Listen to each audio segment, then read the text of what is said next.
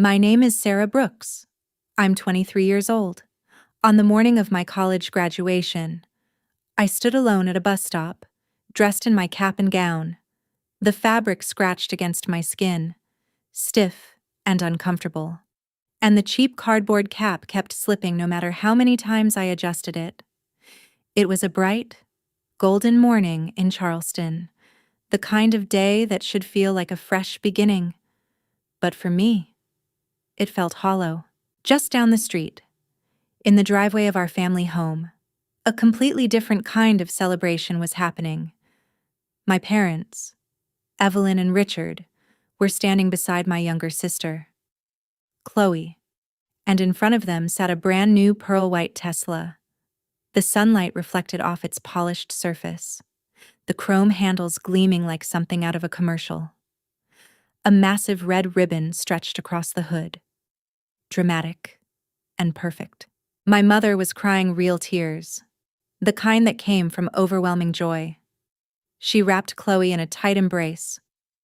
"Oh, my sweet girl," she whispered, loud enough for me to hear from across the street. "You deserve everything." My father stood beside them, smiling with pride, his posture straight and confident. He placed a hand on Chloe's shoulder, his watch flashing in the sunlight. "The safest car on the road for our daughter," he announced proudly. Chloe laughed, jumping in excitement, her designer dress flowing around her. She looked radiant, effortless, celebrated. She had just finished high school, and me, I had just completed 4 grueling years of college working 3 jobs, surviving on barely any sleep, pushing myself to the limit just to make it to this day. And my graduation ceremony was a 45-minute bus ride away. No one asked how I was getting there. No one even looked at me. I stood there like I didn't exist, like I was invisible, like I was just background noise in someone else's perfect family moment. Then the bus pulled up. The brakes hissed as the doors slowly opened, letting out a tired, mechanical sigh. I stepped inside, handed over a wrinkled dollar bill, and moved toward a seat by the window. As the bus pulled away, I turned my head and looked back. They were still there, still smiling, still laughing, still taking pictures in front of that car. They didn't notice I had left. That bus ride, it was quiet, almost too quiet. The sticky seat beneath me, the low hum of the engine, the unfamiliar faces around me, it all felt more real than the family I had just walked away from. I stared out the window as the city blurred into streaks of color, and somewhere in that silence, I made a promise to myself. Not loud, not emotional, just cold, solid, final. This feeling, this invisibility would end. Their favoritism would not define who I become. And one day, I swore, they would drive for hours, maybe even across states, just to see my name somewhere they never believed it would be, a place they could never ignore again. Before we continue, take a moment to subscribe to the channel, but only if you truly believe that everyone has their own worth, and no one has the right to belittle it. I'd really love to know where you're listening from, and what time it is there right now. I'm curious to see just how far this story will reach. This story is fictional, inspired by real-life situations. It's been enhanced with the help of AI to make it more vivid. But every emotion you hear is genuine and deeply felt. Now, let me take you back and show you how it all really began. Growing up in our home in Charleston felt like living inside a perfectly curated showroom where my sister was the centerpiece, and I was just a label no one stopped to read. The house itself was stunning, a large coastal-style home with white columns, wide windows, and a wraparound porch where my mother and Chloe would sit in the evenings, their laughter floating through the humid air. Inside, every wall told Chloe's story. Photos of Chloe as a baby, Chloe's first steps, Chloe smiling on my father's shoulders at a football game. Chloe crowned as homecoming queen, sparkling under bright lights. There was only one photo of me, a small frame, barely noticeable, tucked behind a much larger picture of Chloe riding a horse. In it, I looked about 7 years old, standing slightly off to the side in a plain blue dress, as if even in the photo I already knew where I belonged. I understood what it meant long before I could explain it. My father, Richard Brooks, was a man who saw the world in numbers, value, and return. A successful property investor. He evaluated everything the same way, even his own family. To him, Chloe was a perfect investment. She was beautiful, outgoing, effortlessly charming, the kind of person who lit up a room without even trying. He poured everything into her. Private dance lessons, a personal trainer, expensive clothes that cost more than my entire semester of textbooks. His love wasn't unconditional, it was strategic. He gave her everything, and in return, she became the daughter who made him look successful. Every evening when he walked through the door, the first thing he would ask was always the same. "Where's my girl?" He never meant me. I was the opposite of Chloe in every way. Quiet where she was vibrant, focused where she was carefree. And in my father's eyes, my independence wasn't something to be proud of. It was proof that I didn't need anything from him. My good grades were expected. Nothing more than meeting a standard. I remember one night when I was 15. I had just been accepted into a highly competitive summer science program at Stanford. I sat at the dinner table, waiting for the right moment, my heart pounding. "I got accepted into the Stanford program," I said, trying to sound calm. My father glanced up briefly from his plate. "The science thing. Good. That'll look strong on your college applications." And that was it. He turned back to Chloe. "So, have you decided on a dress for the spring gala? Your mother and I were thinking we should take you shopping this weekend." Just like that. The moment was gone. My achievement dissolved into the background, like it had never mattered at all. My mother, Evelyn, operated differently. She didn't deal in money or status. She dealt in attention. And somehow, she had none left for me. Chloe was her entire world. She managed her schedule, helped with every project, stayed up late talking through her problems, celebrating every small win like it was monumental. They were inseparable. And I was always just outside that circle. I tried. Though, I really did. One Saturday, I found her in the garden, carefully trimming her roses. I had been reading a book I loved. And for once, I wanted to share something personal. "Mom," I began, "I'm reading this story and the main character reminds me of..." She didn't even look up. "That's nice, sweetheart," she said softly. "But can you go start the laundry? Chloe has a big competition tonight and her outfit isn't ready yet. We're in a bit of a rush." Her tone was gentle, kind, even, but the meaning was unmistakable. Chloe's needs were urgent. Mine could wait. I nodded and walked back inside, the words I had wanted to say fading away before I ever got the chance to finish them. Holidays made it even clearer. Christmas in our house felt like a performance designed entirely for Chloe. One year, my father surprised her with a horse, an actual horse, boarded at a nearby stable. She screamed with excitement, throwing her arms around him as the rest of the morning turned into a celebration of her happiness.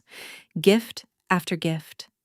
Laughter after laughter. And me, I unwrapped a set of academic books and a new desk lamp. "To help you keep up your studies," my father said with a satisfied nod. It wasn't cruel, it was practical. But it said everything. Chloe was meant to be adored. I was meant to work.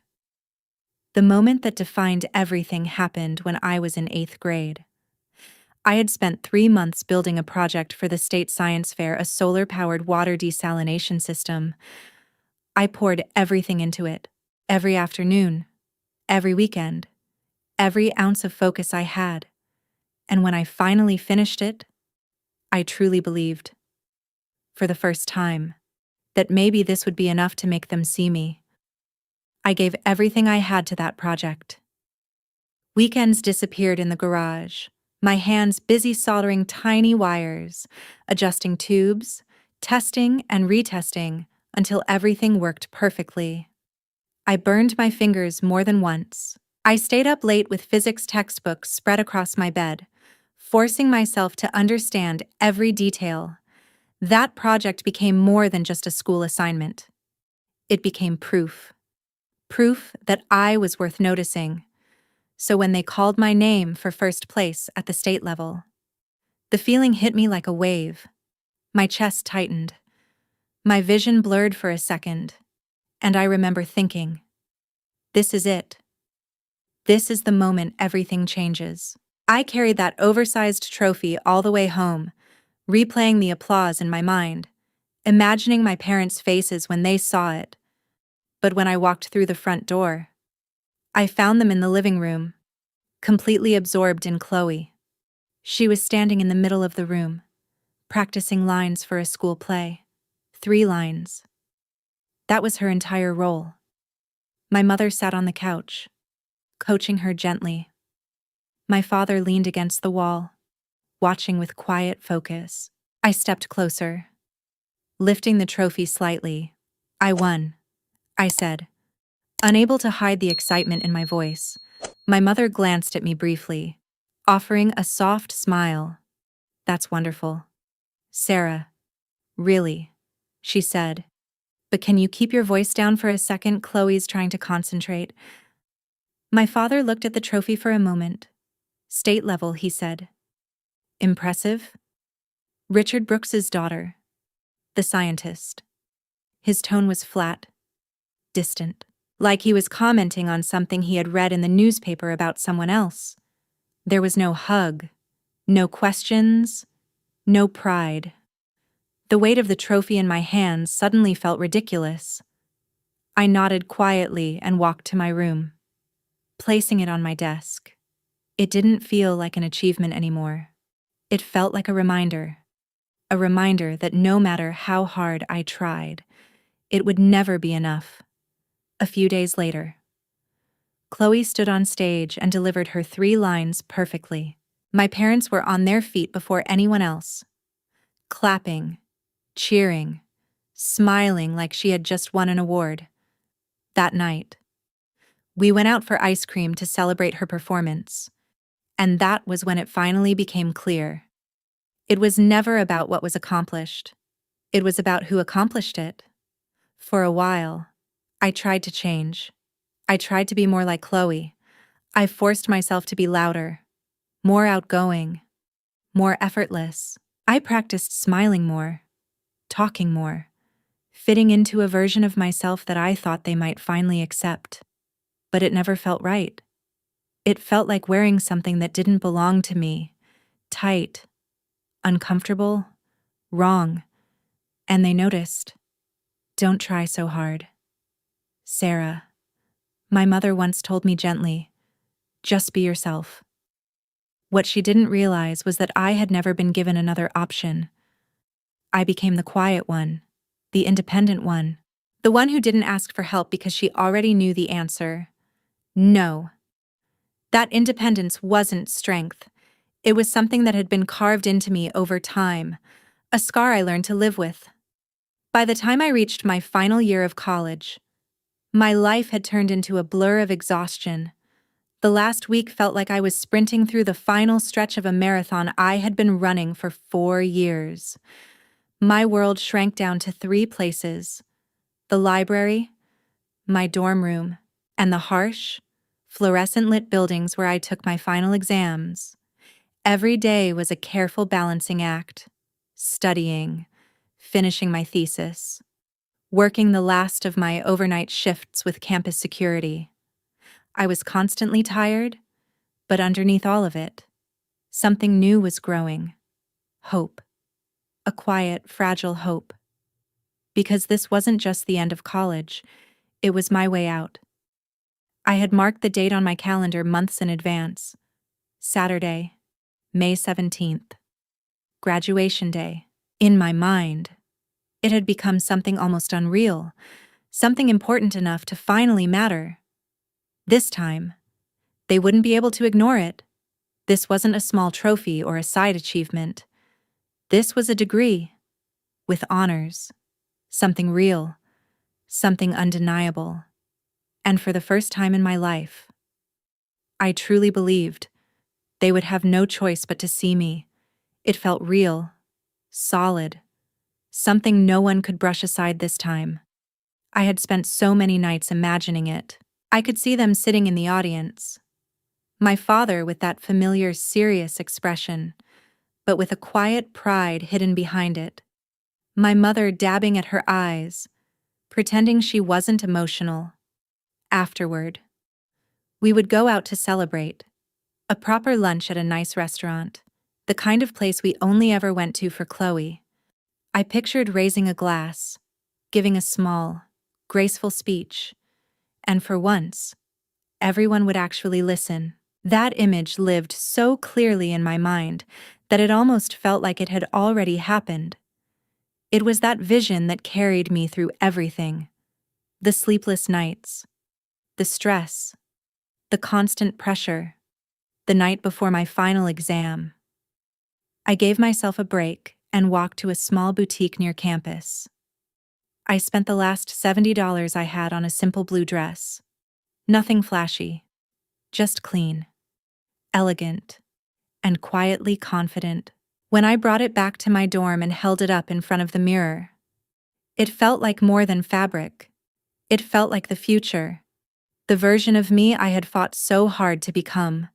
The next day, when I walked out of my last exam into the warm May sunlight, the relief was overwhelming. I had done it. After everything, I had actually made it.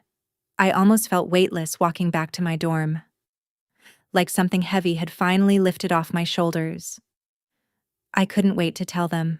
I sat on my bed, took a deep breath, and called my mom. "Hi, Mom," I said, smiling without even realizing it. "I'm done. My last final is over, and I passed everything. I just wanted to go over the plans for Saturday." "Oh, hi, sweetheart," she replied casually. I could hear the faint clinking of dishes in the background, like she was out to lunch somewhere. "That's great news. We knew you would. What plans were those again for a second?"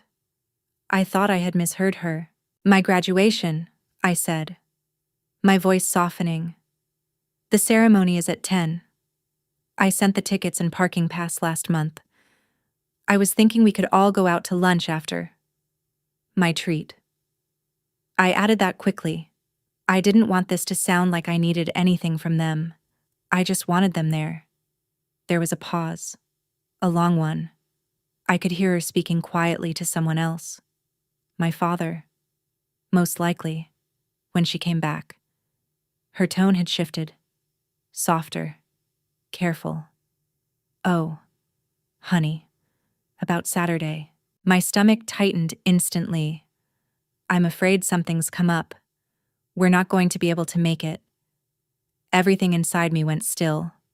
What I whispered. "What do you mean you can't make it? What could be more important than my graduation?" There was a brief shuffle, and then my father's voice came through, sharp and direct. "Sarah, your mother is right. We won't be there. Chloe's graduation gift is being delivered that morning. It's a strict schedule. We need to be present to receive it." I blinked, trying to process what he was saying. "Her graduation gift," I repeated slowly. "Her graduation isn't for another 2 weeks." "What are you talking about?" I asked, my voice barely steady. "It's a car, Sarah," my father replied.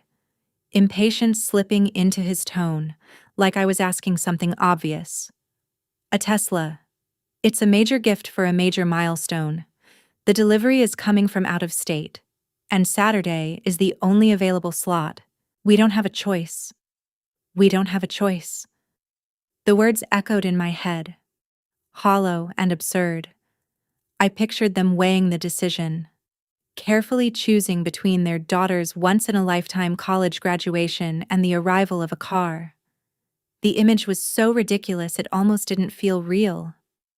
Then my mother's voice came back, soft and sympathetic in a way that somehow made it worse. You know how Chloe is, sweetheart. She's been so excited about this. It means everything to her. Finishing high school is such a big moment, and we think it's really important to be there for things like that. You understand, don't you? No, I didn't understand. I couldn't understand how something I had worked for, fought for, sacrificed for, could be so easily dismissed. All those nights without sleep, all the jobs, all the pressure I carried alone, and they were choosing not to come. For a car. For Chloe. So, you're just not coming? I asked. And I hated how my voice cracked at the end. Don't be so dramatic. Sarah, my mother said gently, it's just the ceremony. All that formality for a piece of paper.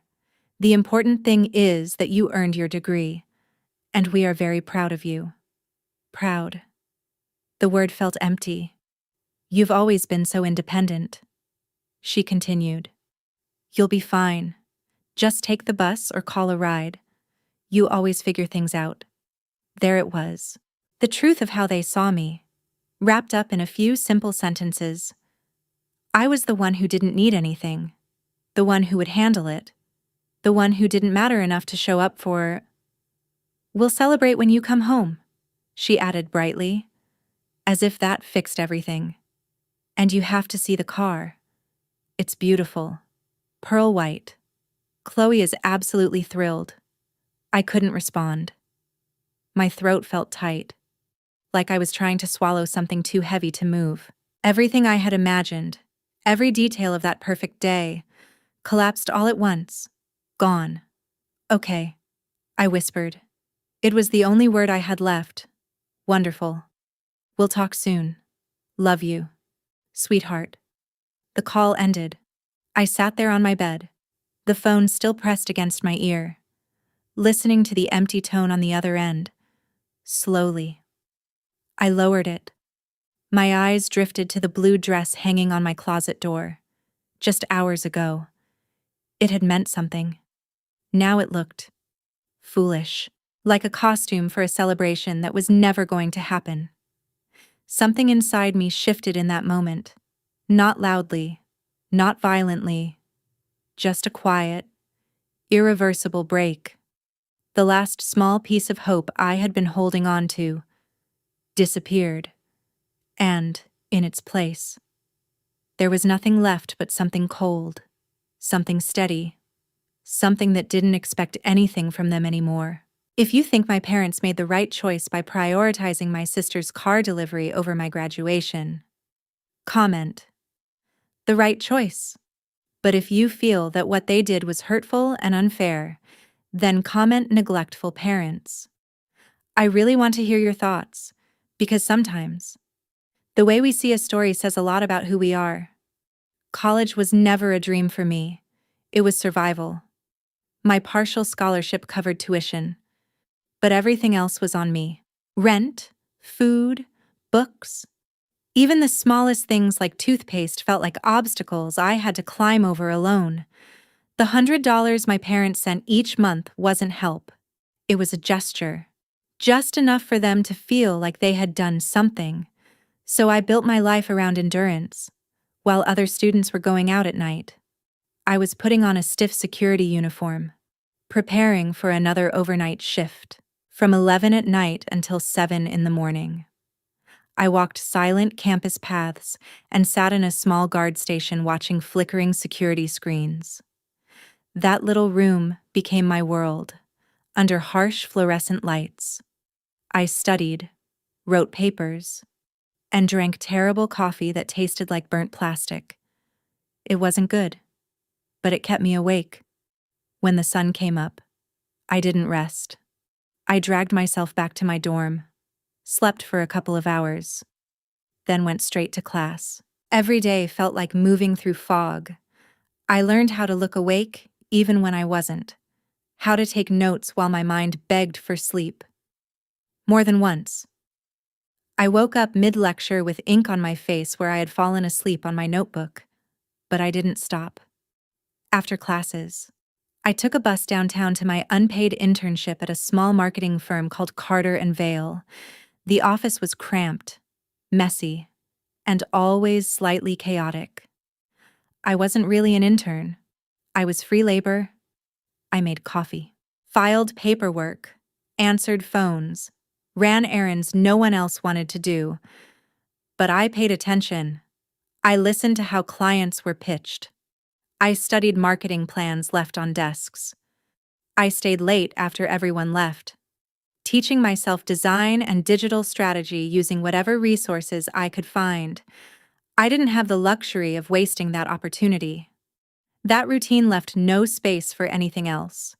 No friends, no parties, no real life outside of work and survival. I have to work became my answer to everything. And slowly, the world around me faded away. The only glimpse I had of what normal college life looked like came through Chloe's social media. At 3 a.m, sitting alone in that guard station, I would scroll through her photos. She was always smiling, always glowing, at a formal event in a beautiful dress, on a ski trip in Colorado, on a beach vacation, captioned with something like "Best trip ever. Thanks, Mom and Dad." Meanwhile, I was eating a protein bar for dinner and taping the sole of my worn-out shoes back together. It wasn't just the money, it was how easy her life looked. Like everything just worked out for her. And mine didn't. The unfairness of it didn't explode into anger. It settled into something colder, heavier, a quiet weight inside my chest. But I learned how to use it. Every photo she posted became fuel. Every reminder of what I didn't have pushed me forward just a little harder. There were moments when it almost broke me. I remember one week during midterms. I had taken extra shifts, barely slept, and lived on vending machine snacks and cheap coffee. By the time I walked into my calculus exam, I could barely think. When I walked out, I knew I had failed. The numbers had blurred together on the page. I went back to my dorm, sat on the floor, and for the first time in years, I cried. Not quietly, not controlled, just exhaustion. Total, overwhelming exhaustion. For a moment, I wanted to give up. I wanted to call my parents and admit that I couldn't do it anymore. But then something stopped me. An image. Chloe smiling on some beach, carefree and effortless. And my mother's voice echoing in my head. "You'll figure it out." The tears stopped. Something inside me hardened again. I wiped my face, stood up, and took a deep breath. There was no safety net waiting for me. No one was coming to help. So I made myself a promise. This wouldn't break me. It would build me. Every sleepless night, every sacrifice, every moment of loneliness, it would become the foundation of something bigger. A life so strong, so undeniable, that one day, they wouldn't be able to ignore me anymore. Mr. Carter saw it before anyone else did. He saw that I wasn't there just to fill a line on a resume. He saw something sharper. Hunger. While the other interns counted the minutes until they could leave, I stayed. I asked for more work. I reorganized old client files no one cared about. I rewrote website content just to practice. I left notes on his desk with ideas for campaigns he hadn't even asked for. Most of the time, he barely reacted. A nod, a quiet grunt. But every now and then, he would glance at me over his glasses and say, "Not bad. Sarah, not bad at all." And somehow, coming from him, that meant everything. The moment that changed everything came on a gray, rain-heavy Wednesday. The office felt different that day. Quiet in a way that wasn't normal. A major client had just dropped the firm. A local auto dealership that had been keeping the business afloat. Losing them meant trouble. Real trouble. Mr. Carter walked out of his office looking exhausted, like something inside him had deflated. He carried a thick, dust-covered file and dropped it onto my desk. "Here," he said flatly. "Dead leads. Businesses we couldn't land or couldn't afford us. Go through it. Make a spreadsheet. Just stay busy." To him, it was nothing. Busy work. But when I opened that file, something shifted. It didn't feel like a graveyard. It felt like opportunity. Inside were stories, real ones. There was a woman named Linda who ran a tiny bakery called Sweet Crumbs. Her file had a handwritten letter about recipes passed down from her grandmother, along with a blurry photo of a nearly empty shop. There was a man named Victor who owned a small auto repair garage, built by his father decades ago. Loyal customers loved him, but he was losing business to big chains with bigger budgets.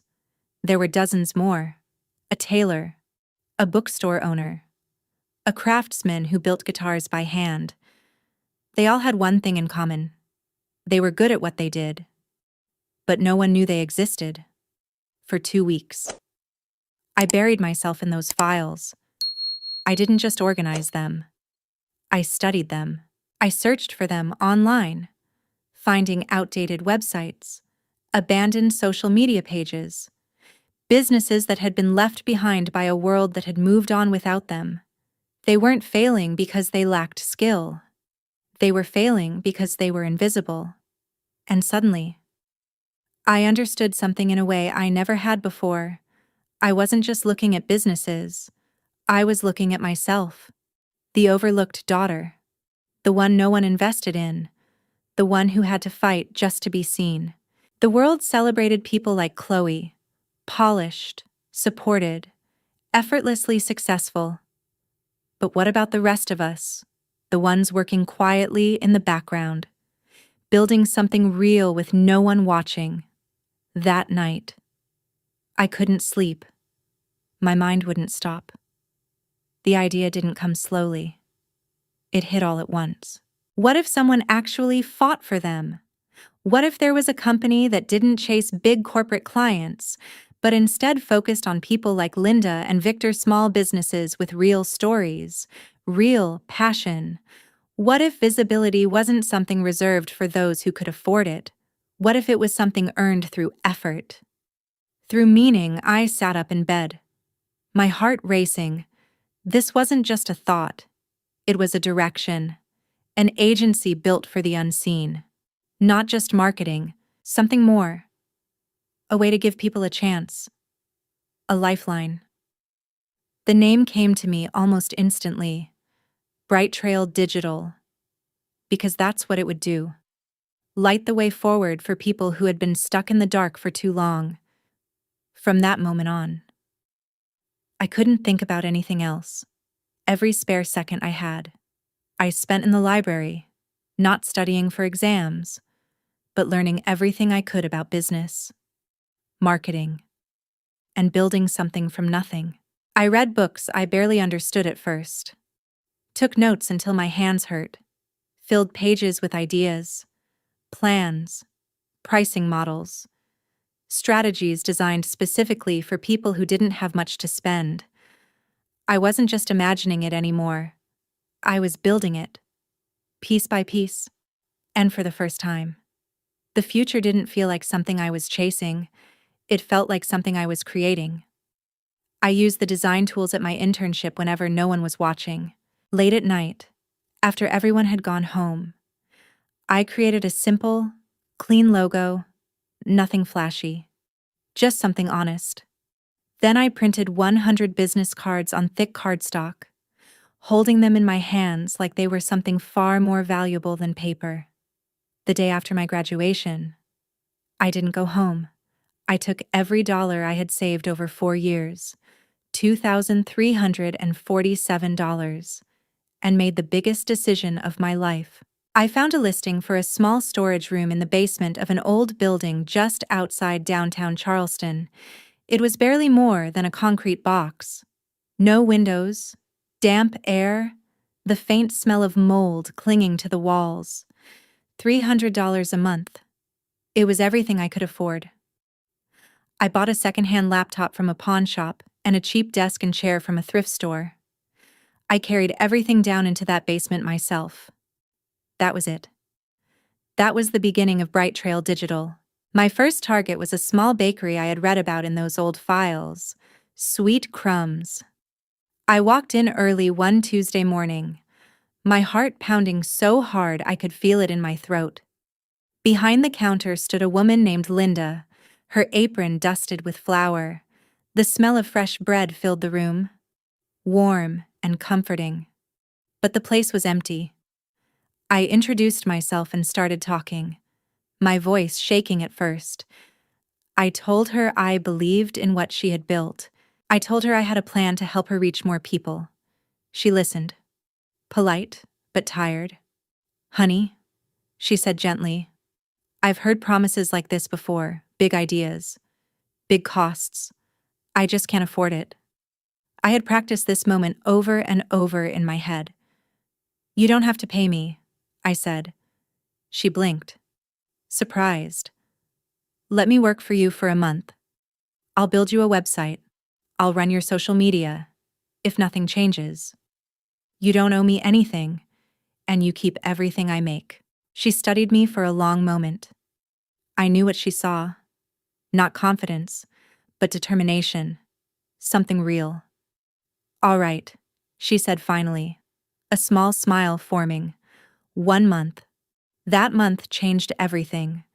I spent every day at her bakery, taking photos of her food, capturing the details no one had ever seen. I sat with her for hours, listening to her story, her grandmother's recipes, the meaning behind every dish. I turned that into a website that felt alive, warm, personal. I created an Instagram page, posting images that made people stop scrolling. I ran a small ad campaign targeted to people living nearby. It wasn't big, but it was enough. The following Saturday, there was a line outside her door. People came in holding their phones, asking for pastries they had seen online. By the end of the month, her business had multiplied. She came to my office one afternoon, tears in her eyes, and handed me a check. It was more than we had agreed on. That moment stayed with me, because for the first time in my life, I had earned something that felt real, not given, not overlooked, earned. Word spread faster than I expected. Linda told a mechanic named Victor. Victor told a tailor. The tailor told a bookstore owner. One by one, they came. My client list grew quietly, steadily. I wasn't just some girl working in a basement anymore. I was becoming something else. The person people turned to when they needed a chance. My days blurred together into long stretches of work. 16 hours, sometimes more. I did everything. Met clients, built websites, wrote content, designed campaigns, cleaned the office at the end of the day. It was exhausting, but it felt different from before. This wasn't survival anymore. This was purpose. And it gave me something I had never felt before. Control. After a year, the basement couldn't hold it anymore. I had more clients than I could manage and just enough profit to take a risk. So I did. I signed a lease for a real office in a renovated warehouse in the River District. High ceilings, exposed brick, sunlight pouring through massive windows. For the first time, I stood in a space that felt like proof of everything I had built, and I realized this was only the beginning. The rent for that office was more than everything I had owned just a year before. Signing that lease felt like stepping off a cliff, terrifying, and at the same time, exhilarating, because for the first time, I wasn't just surviving anymore. I was building something real. A real office meant I couldn't do everything alone anymore. So I started hiring. My first hire was Maya Collins, a graphic designer I found through a freelance platform. She was sharp, creative, and had a dry sense of humor that cut through my overthinking when I needed it most. Then came Daniel Reed, a quiet writer with a talent for turning simple business stories into something powerful and human, one by one. The team grew. I wasn't just looking for talent. I was looking for people who understood what it meant to be overlooked. People who had something to prove. People like me. Our office became more than a workplace. It became a shared mission. We were a group of underdogs helping other underdogs finally be seen. The energy was intense. Long hours, late nights, cheap takeout, too much coffee. But no one complained. Because for the first time, the work felt like it mattered. Our breakthrough came from somewhere unexpected. A small tech startup reached out to us. They had built a new app, something innovative. But no one would take them seriously. Bigger agencies had already turned them away. Too small, too risky, not worth the investment. But I saw something different. I saw the same fire I had felt in myself. So I said yes. We took them on for far less than we normally would have charged. It was a gamble, but it was one I believed in. We gave everything to that launch. We crafted a story around the founders, something authentic and relatable. Maya built a visual identity that made the brand impossible to ignore. Daniel shaped the messaging into something people could connect with instantly. And when we launched, it spread. Fast. The campaign took off across the city. People talked about it, shared it, paid attention, within weeks. The app climbed to the top of the charts. 6 months later, the startup was acquired in a multi-million-dollar deal, and everywhere they spoke, in every interview, they mentioned us, Bright Trail Digital. Overnight, everything changed. We weren't just a small agency anymore. Calls started coming in from other cities. Bigger clients, bigger opportunities. People wanted to know who we were. I started getting featured in business magazines, invited to speak at events. At 24, I was running a company worth millions. But one moment stayed with me more than all the headlines. I was sitting on a city bus, on my way to a major meeting with a potential client. And as I looked out the window, I saw one of our ads plastered on the side of another bus passing by. I stared at it for a long moment. Then I looked around. I was still riding the bus, running a company that was growing faster than I had ever imagined, and still taking the bus. The irony hit me so hard it almost made me laugh. That evening, I walked into a car dealership. Rows of luxury cars lined the showroom floor, polished and perfect, and right near the front, there it was. A pearl white Tesla, almost identical to the one Chloe had received. For a second, I couldn't breathe. Then I turned and walked past it, out to the used car lot in the back. That's where I found it. A 3-year-old Jeep Wrangler, dark green, a few scratches, mud still clinging to the tires. It wasn't perfect, but it felt real. It felt like me. I walked inside, found a salesperson, and said, "I'll take the Jeep. I'll pay in full." The look on his face, I'll never forget it. Driving that car off the lot wasn't about showing off. It was something quieter, stronger. Every mile I drove felt earned. This wasn't a gift. It was the result of every sleepless night, every sacrifice, every moment I kept going when it would have been easier to stop. That car meant freedom and dignity, more than anything expensive ever could. About a year later, something even bigger happened. A venture capital firm from New York reached out. They had been watching our growth, studying our work, paying attention to what we were building. They invited me to meet with them. I flew out, stepping into a world that felt completely different from where I had started. Glass buildings, boardrooms, people who controlled companies worth more than I could even imagine. For a week, I sat across from them, answering questions, defending my ideas, explaining what made Bright Trail different. And for the first time in my life, I wasn't trying to prove that I belonged. I already knew I did. They questioned everything: my numbers, my strategy, my decisions, my vision.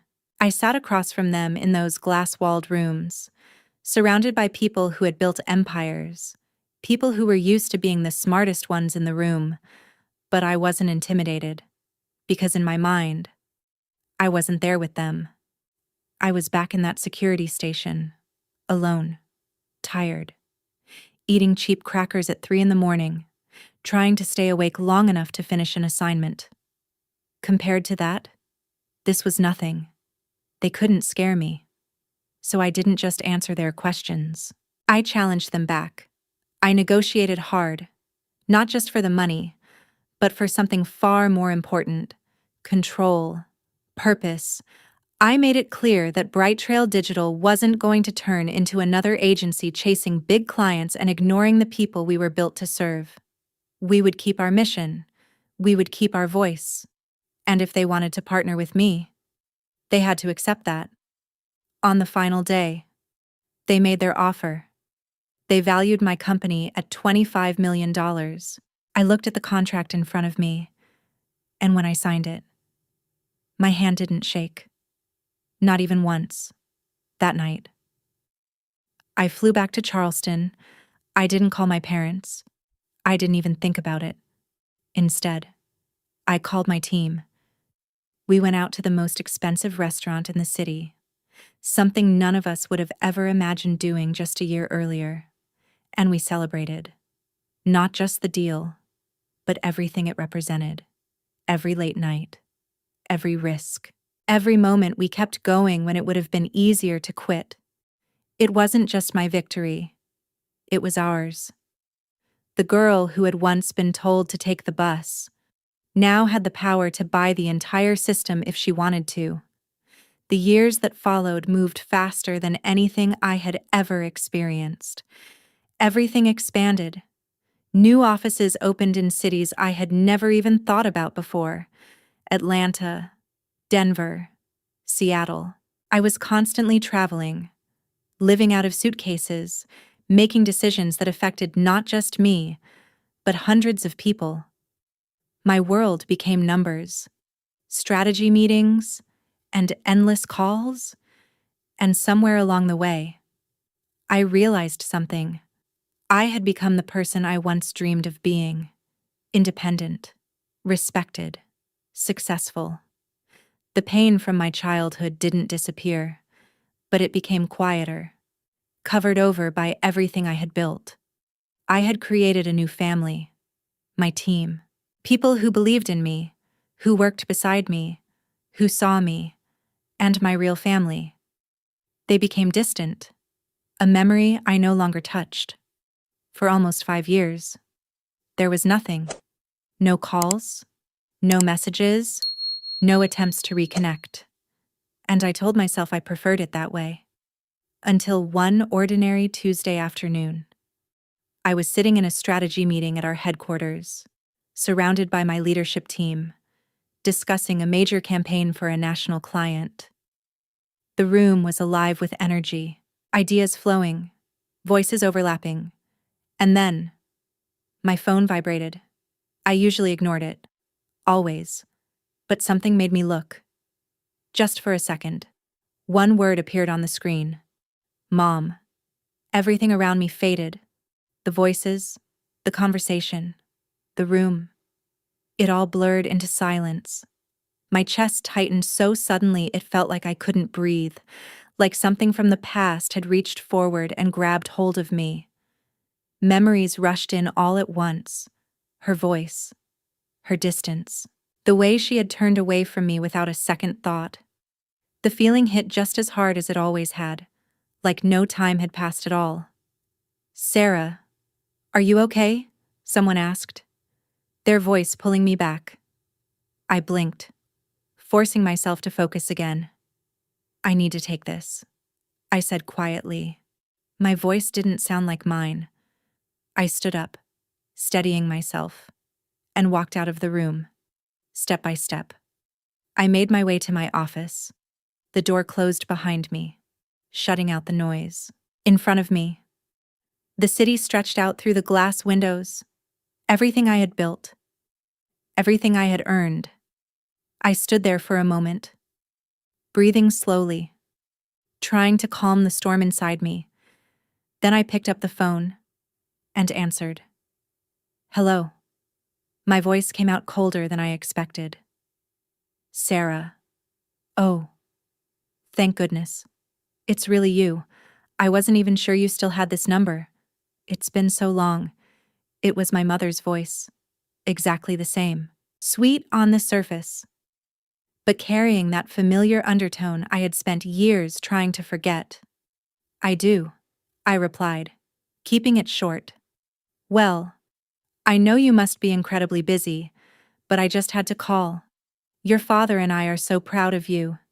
He saw your feature in Forbes, the national one, and bought copies for everyone. And that partnership deal, $25 million. I just sat there and cried. She laughed softly, like it was all so touching. "Our little girl, a CEO. Can you believe it?" The words felt wrong. I had never been their little girl. Not really. I said nothing, let the silence stretch. But she kept going, as if nothing was unusual. "We were just saying it's been far too long. We would absolutely love to come visit. See your office. Hear all about everything. Maybe this weekend, we could take you out to dinner." For a moment, I couldn't even respond. 5 years of nothing. No calls, no apologies, and now they wanted to show up, like nothing had happened. Not for me, for what I had become. I felt something inside me shift, something cold and clear. "This weekend won't work," I said. "Next Wednesday at 2. I have 1 hour." There was a brief pause, then her voice brightened again. "Oh, that sounds perfect. We're so excited. It'll be like a real family reunion." The call ended, and I stood there, staring at my phone long after the screen went dark. The days leading up to Wednesday were restless. I couldn't focus. Small things irritated me. It felt like something unfinished was about to surface. At exactly 1:55 p.m., I stood by my office window, looking down at the street below. I saw them arrive. My father stepped out of a brand new black Escalade, polished and imposing. Behind him, Chloe pulled in with her white Tesla. It looked exactly the same, untouched. Perfect. A quiet reminder of everything. I asked my assistant to bring them up. When the elevator doors opened, I was already standing there, calm, composed. My mother rushed forward, wrapping me in a hug that felt more like a performance than anything real. "Oh, Sarah, look at you. So elegant. And this office? It's even more stunning in person." My father stepped forward next, offering his hand. His eyes scanned the room, taking everything in, measuring, evaluating. "You've done well," he said simply. Not pride, not warmth, just acknowledgement. Chloe stood behind them, scrolling on her phone, barely looking up. And in that moment, I realized nothing about them had changed. Chloe barely looked up from her phone, offering a distracted, "Hey," before returning to whatever held her attention. I led them through the office, my tone calm, controlled, almost rehearsed. I showed them the creative spaces, the open work area filled with energy, the small details we had built with intention. I introduced them to my team, people who had helped turn an idea into something real. They nodded, smiled politely, but I could see it in their eyes. They didn't understand it. They saw success, money, a polished surface. They didn't see the years underneath. We ended the tour in my office. My mother admired the view, her voice filled with admiration that felt almost too perfect. My father ran his hand along the edge of my desk, assessing, measuring, calculating. And then, she said it. "Sarah, seeing all of this, it's incredible, truly inspiring. And Chloe, she's always been creative. Just like you. She has this amazing idea for an online fashion store. She just needs a little guidance."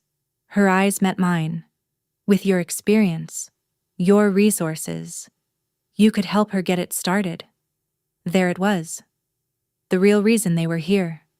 Not to reconnect, not to apologize, to ask, to take. After everything, I was still just a solution to their problem. Silence filled the room. I didn't move. I didn't speak. I let it sit there, heavy and uncomfortable. For a moment, even my mother's smile faltered. Chloe finally looked up, watching me now, waiting. My father stepped in, his voice steady, confident. "Let's be practical. Sarah, she has a strong concept, suppliers lined up. What she needs is support. You've built something impressive here. It wouldn't take much for you to help your own family. A small investment. Some of your team's time. It's the least you could do. The least you could do." I turned slowly toward the window instead of answering. Down below, in the parking lot, Chloe's white Tesla gleamed under the sunlight. Perfect. Untouched. A symbol I knew too well. For a second, I felt it again. That version of me, standing at a bus stop, holding everything together while being completely invisible. My father mistook my silence for hesitation. He placed a sleek business plan on my desk. Confident. "We've already mapped it out. This could be a family venture. You invest. You launch it. And we consider it a return for everything we've done for you." That sentence settled something inside me. Not anger. Clarity. I walked back to my desk slowly, picked up the document, felt its weight, then set it aside. I sat down. Opening the top drawer, their attention sharpened instantly. I pulled out my personal checkbook. Not the company's. Mine. "You mentioned returning a favor," I said quietly. "Then let's be precise." I looked up at my father. "How much was a bus ticket in Charleston? 4 years ago?" Confusion crossed his face. "What are you talking about, the bus?" I said evenly. "The one I took to my graduation. The one you told me to figure out myself." The room shifted. My mother gasped softly. Chloe froze. I wrote slowly, carefully. $1. In the memo line, I added 2 words. "Bus fare?" I tore the check out and held it toward him. "Take it," I said, my voice steady. "This covers everything. Financially, emotionally. Everything you ever gave me." He stared at it like it meant something he didn't want to understand. Then his expression changed. Anger. "After everything we've done for you," he snapped. Something inside me finally broke through. "What exactly have you done?" I asked. My voice rising for the first time. "Ignored me, dismissed me, chose her over me every single time, left me alone to build everything I have." I met his eyes. "This isn't an insult. It's an invoice. The room went silent. He grabbed the check, his hand trembling, then threw it back onto the desk. We're leaving, he said sharply. My mother followed, shaken. Chloe lingered for a second, confused, before turning away. The door closed behind them, and I stood there, not triumphant, not relieved, just still. After they left, everything went quiet. Not just the room, my entire world. The silence followed me everywhere. My office, my car, my apartment. For years, I had been driven by something intense, something relentless. A need to prove them wrong, to show them what they had missed. But now, that fire was gone. What replaced it wasn't relief. It was emptiness. I had said everything I had held inside for years. I had faced them, stood my ground, and ended it. And yet, nothing inside me felt healed. The victory didn't feel like a victory at all. It felt hollow, like I had reached the finish line of a race I didn't even want to be running anymore. For days, I moved through life without really being present. I went to work, led meetings, made decisions, but it all felt distant, like I was watching myself from somewhere else. My team noticed. I could see it in their eyes. The concern they didn't voice, but no one asked. And I was grateful for that. One night, I stayed late at the office, sitting alone with a spreadsheet open in front of me. I wasn't reading it. I was just staring. That's when my eyes drifted to a photo on my shelf. It wasn't my family. It was me and Linda, standing in her bakery, both of us laughing, covered in flour. It had been taken on the 1-year anniversary of her business turning around. I remembered that day clearly. The energy, the joy, the pride in her voice when she talked about how far she had come, and the feeling I had standing there beside her. That was real. That mattered. That had nothing to do with my past. And slowly, something inside me shifted. I realized that what I had done back there in my office wasn't the end of anything. It was just a moment, a reaction. If I wanted something meaningful, something lasting, it couldn't come from tearing something down. It had to come from building something better. I thought about the girl I used to be, standing at that bus stop, holding everything together while feeling completely invisible. And I knew there were so many others just like her. Students working jobs late into the night, skipping meals, carrying pressure no one saw, trying to build a future with no support behind them. They weren't weak, they were strong, but they were alone. And that's what needed to change. The idea came to me clearly. Not just a scholarship, something bigger, something that could actually support people like that. That could give them what I never had: guidance, stability, belief. I called it the Forward Path Foundation, a way to take the hardest moment of my life and turn it into something meaningful. I threw myself into it completely. I used everything I had built through Bright Trail: connections, resources, people who believed in what I was doing. I put $10 million of my own money into it to start. We designed the program to cover more than just tuition, housing, books, emergency support, because sometimes it's not the big things that make people quit, it's the small ones. And the most important part: mentorship. Every student would be paired with someone who could guide them, support them, remind them that they weren't alone. When the applications came in, there were thousands. I read every single one. Each story felt familiar. Different lives, same struggle. And then I found one that stopped me. A girl named Emily Carter, top of her class, passionate about literature, dreaming of becoming a teacher. Her story felt close, too close, like I was reading a version of my own past, and in that moment, I knew exactly why I had built all of this. Emily wrote about her parents with a kind of honesty that hurt to read. They loved her, she said, but they didn't believe in her dream. To them, education was impractical, a waste of time. One line stopped me completely. She wrote that if she chose to go to college, she would be on her own, and they wouldn't be there at her graduation, not unless she proved she was successful enough by their standards. Successful enough. I had heard that my entire life, just never in words that clear. I called her myself. When I told her she had been awarded the first full scholarship, she went silent. For a moment, I thought the call had dropped. Then she started crying.